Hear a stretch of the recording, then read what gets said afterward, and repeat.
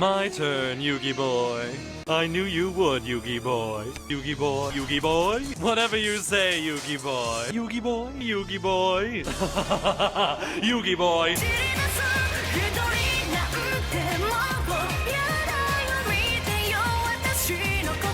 So welcome back to another video delving into another fascist sub-community. These aren't the only videos I make on this channel, but you guys currently seem to like these ones, so I'm going to keep making them just for this week, maybe into next week as well. And before we get any further, a lot of the times people just see the thumbnail and see the title, and they click the video and they're like, we aren't all like that, you know, not all bronies are this way, not all furries are this way, not all pagans are fascists. Yes, I know that, I always say that in my video.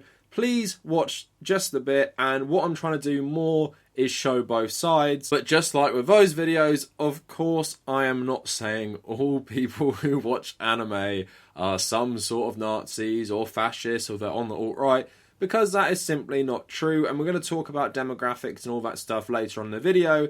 But yes, as someone who watched anime growing up as a child, watching anime does not make you a bad person. Watching anime does not even define your personality. But for the purpose of this video, we are going to look at the links between anime subculture and the alt-right. Now, as usual, before I get into the meat of this video, every type of video like this I make is demonetized. I'm trying to go full-time with this YouTube thing while I've got the time to make these videos. So if you feel generous and want to financially contribute to my work, please check out my Patreon. If you want to join my communities, check out the Discord, check out the subreddit. They're also in the description. And if you want to follow me on social media, at the Kavernacle on all social medias. So like I said there, I watched anime as a child. Mainly Beyblade, Yu-Gi-Oh! And Pokemon, obviously the English dubs that were on during the time. You know, Pokemon I remember watching as a very young kid, about maybe 5 or 6 years old. Whereas Yu-Gi-Oh! And Beyblade, maybe a bit older, you know, 7 to 10. Always liked them, always extremely over the top. As an adult, I don't like anime, I don't watch anime, I don't actually watch much TV or films because I'm really, really picky. So I'm not going to waste my time on like an 1,000 episode anime like One Piece. I also don't often find the stories that intriguing anyway. But I do appreciate them for the aesthetic value. Blade Runner did a really cool anime before Blade Runner 2049 came out. Apparently there's an anime series that might be in development as well, so I would check something like that out. But yes, watch anime, don't watch anime, and I don't judge people who watch anime. So now let's get into what I want to talk about. Do you sometimes write your opinion on Twitter and then get a response from a profile with an anime profile picture, but then it turns out they're spouting off some of the most toxic stuff online? A lot of the times these profile pictures are like the anime girls, and there is actually a sort of name for this in that the girls are called moes in anime. So a moe is an archetype as well as a genre unto itself. Broadly defined, moe means young girls doing cute stuff, attending school, crushing on boys, pouting and being clumsy. If there's a single word you could use to describe most moe archetypes other than cute, it's passive. So yeah, you got these cute anime profile pictures. So the article from The Ringer goes on to say, moe trolls themselves are hardly passive. They brand themselves with character art from World War II themed anime series such as Girls und Panzer or Barbarossa, or adorn more run-of-the-mill moe imagery with swastikas or Make America Great Again caps. So it is a bit of a shock often to see these profiles with some of the most like innocent looking anime girls, or sometimes sexualized anime girls, who then start talking about, you know, white replacement and white genocide and all this stuff. I actually got exposed to this years and years ago in like 2015 when I used to write for my university's politics paper. But where does this weird phenomenon come from? Of course, like most things like this, 4chan is the answer, but interestingly enough, it actually has links to the origins of 4chan, not just some weird crossover event like the brony stuff. So Ryan Broderick at BuzzFeed did a good article about 4 years ago saying, here's why there's an anime fan art of President Trump all over your Facebook, but it goes in to talk about the origins of this cultural stuff. So I'm going to read some of that for you now. So the Netsu Yuyoku, which is like the Japanese alt-right movement, started on a website called Ni Chanuru, 2channel or 2chan, which was a popular message board that was launched in 1999 by Hiroyuki Nishimura while he was studying at the University of Central Arkansas. It wasn't a typical message board, it was anonymous so people could say anything they wanted, and threads would disappear after a short period of time, forcing people to comment as quickly as possible. 2channel started off as a place to talk about anime and video games, but it quickly grew into an early incubator for what would become a full-blown internet subculture. Around 2003, Japan started importing a lot of South Korean TV dramas and pop groups, and it was called the Korean Wave, and the Japanese media jumped on the trend. And this disillusioned Japanese nationalists who went to 2channel to vent their anger. So with the intrusion, in their view, of Korean media, of course things like anime become something to be more proud of because it's Japanese, and Japanese nationalists love stuff that, I guess, brings more fame and success to Japan. But now here, the links are already starting to show with contemporary alt-right stuff in the West. So this wasn't destined to remain a solely Japanese phenomenon. 2chan and the Neto Yoku's influence outside the country started to fairly innocuously in 2003. Then Christopher Paul, then a 15-year-old high school student in New York, created his own version of 2chan. He set up an anonymous message board for people to talk about Japanese anime and comic books and called it 4chan. Nishimura lost control of 2chan in 2014, and Paul ran 4chan until 2015, and Nishimura actually bought 4chan off Paul, which means the two biggest hives of a non-online nationalism in Japan and the West were owned by the same guy. So if you want a more deep dive into why the Western alt-right love Japan, I've actually made a video on that. I've also made a video about Western weebs as well and how they sanitize Japan's far-right nationalism, but go check those out if you want that sort of stuff. In those sort of videos, I talk about the Western admiration for Japan, but Richard Spencer, the probably most famous alt-right Nazi in the West, especially in America, actually thinks anime can be useful. And he says, I've always admired Japan and found it a fascinating place.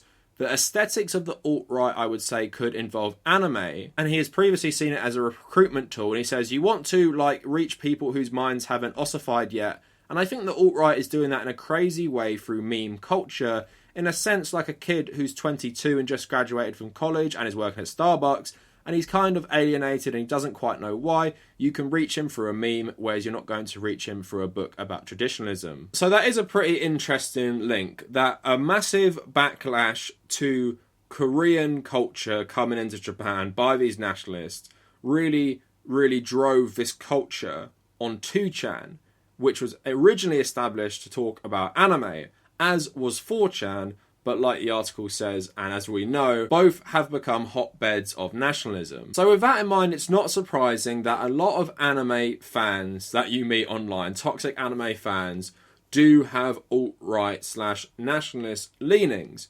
But let's get into, I guess, the demographics and what sort of people join the alt-right who are from anime subcultures, or just what kind of people watch anime which make the community, like furries and bronies, more susceptible than others to alt-right recruitment. So in the same article, Lauren Orsini talked about the type of people who watch anime, and she said, there's a massive overlap between anime fans and the kind of people who never leave their computers, and there's almost a big overlap between anime fans and the people who spend a lot of time on online. Lauren wrote her own article responding to just this select use of a quote from her, going more into the demographics, which I think is really interesting. And I wouldn't really take that as an insult anyway. You know, in the internet age, I'm thinking about myself as well, spend most of our times on our computers or on digital devices. And even someone like me, who doesn't consider myself, you know, a massive internet nerd or anything, I do spend quite a lot of time on social media and things like Reddit as well. So for otakujournalist.com, she wrote,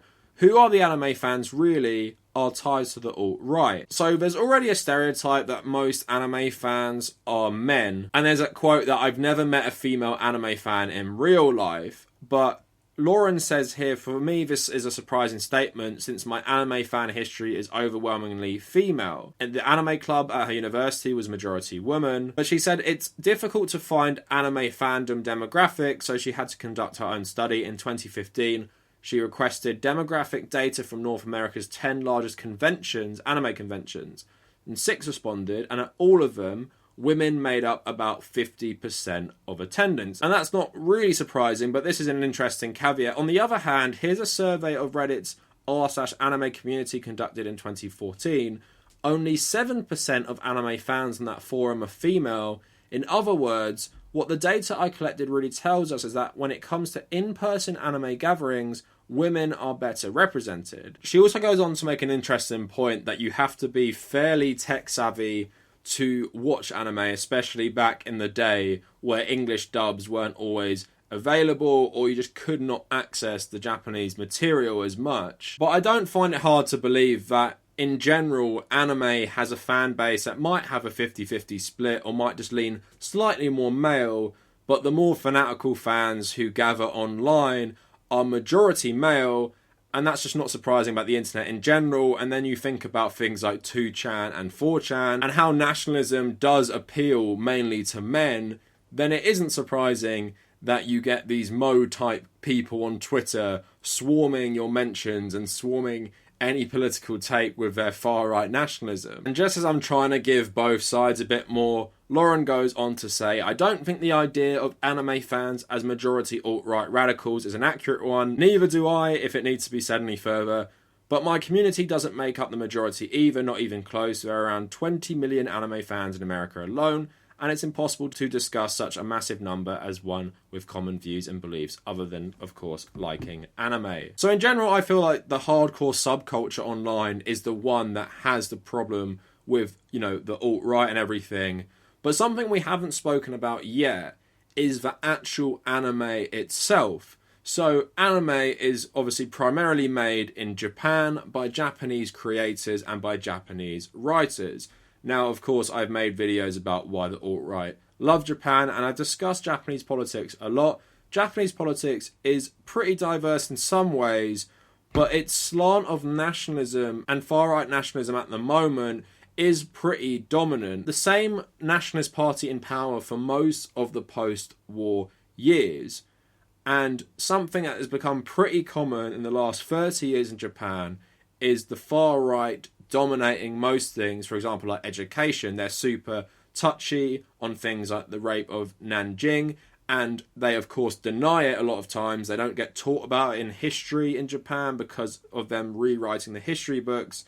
And as I've discussed multiple times, Japan, unlike Germany, did not undergo a program where children and just general people were forced to reconcile with the war. Luckily for them, that Chiang Kai-shek's China was an ally of America, so the hostility after the war really had to end because they are both American friends. But then the Communist Party, when they took power, revived all this real hostility against Japan and talked about all these war crimes the Japanese did in China. And this started with Deng Xiaoping in the 1980s, because before, Mao didn't want to talk about this stuff because he thought it was embarrassing to China. And then of course you have all the stuff with Korea and, you know, the Korean comfort woman and all the stuff the Japanese did there. But what happened a lot of the time, the Japanese war criminals who oversaw this stuff were let off the hook by the Americans, and a lot of them entered politics, with numerous war criminals becoming prime ministers. So at large, it's a country that hasn't really reconciled with its treatment of its Asian neighbours, and hasn't really reconciled with just how awful they acted during the Second World War and the Second Sino-Japanese War. So weirdly, there are numerous animes that actually ape, you know, Nazi Germany's aesthetic. You have that Panzer one I was talking about, but then a lot of animes have them all dressed up in very Nazi-looking uniforms. But the one I want to talk about in this video is Attack on Titan. I haven't watched Attack on Titan, so I'm going to read this out and talk about what this Polygon writer is saying. But what I decided is I'm not going to read out their analysis of the show. I'm going to read out the analysis of the creator who made the show and his politics. So the author and creator of Attack on Titan is Hajime Isayama. So what he said about the manga and the show is problematic. So in a 2010 blog post, Isayama, who has always maintained the series was inspired by an incident where he was accosted by a large drunk foreign man at a cafe, admitted that a supporting character, wily General Pixis, was based on the real-life Japanese general Akayama Yushifuru, who served in the Japanese Imperial Army from 1916 to 1923. He's considered a hero in Japan, with Isayama admitting he found the general an admirable figure, for his actions in the First Sino-Japanese War. But this general was also responsible for countless atrocities against Korea and China during the war. So with the stuff I've been talking about and the revisionist Japanese history, we tend to talk about the Second Sino-Japanese War, which merged into World War II, but this general is responsible for these things during the First Sino-Japanese War. So just some context, that sort of stuff. So the anti-Korean atrocities included in this war the murder of then Empress Myeong-seong, rioting and the massacring of thousands of Koreans living in Kanto after the Great Kanto earthquake of 1923, and the notorious Comfort Woman, a euphemism for the hundreds of thousands of Korean women and girls who were kidnapped and used as sex slaves by the Japanese army. So maybe that could be a one-off, and maybe you could say this guy's maybe been brainwashed by the country he lives in. Look at all the generals and presidents the Americans idolize, who are awful people. But with all this stuff in mind, so after he revealed this general as an inspiration, he got into a Twitter flame war where he appeared to deny the notorious Nanjing massacre, which got him a lot of death threats from Koreans. And then China have also banned Attack on Titan outright. So what I'm not trying to say with bringing up this stuff about Attack on Titan is that all creators of anime must somehow have far-right leanings because they're from Japan. Some of my favourite creators are from Japan. Hideo Kojima is one of my favourite video game directors. Clearly not a far-right nationalist. In fact, he's the complete opposite. And I'm sure anime has lots of people just like Kojima. That's just someone I have a good reference point for. And Kojima is, of course, a big anime fan himself.